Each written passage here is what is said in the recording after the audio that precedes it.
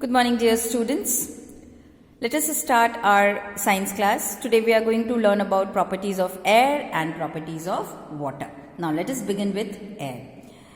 We cannot see or smell air, yet we know that air is all around us. We can feel it moving on windy days. It is a physical substance. It is a mixture of several gases present in the atmosphere. Air is made up of gases. Air is a matter because air takes up space, or we can say air occupies a space.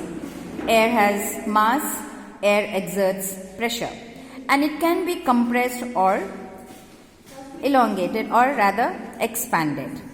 So now let us understand what is air. Air exerts pressure. Air pressure is all around us from all sides, but we are so used to it, we do not feel it. Every part of our body is pushing back, means each cell is like a balloon, so we cannot get squashed flat.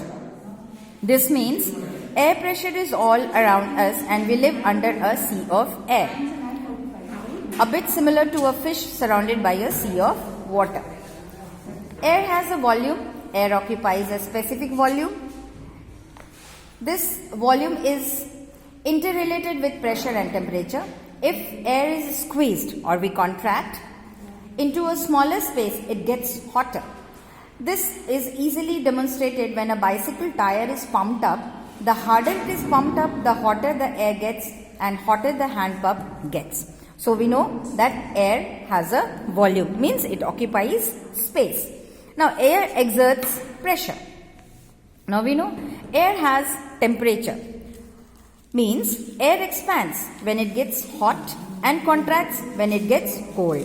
Thus we can notice that temperature has an effect on volume and that volume has an effect on pressure. These all are interrelated.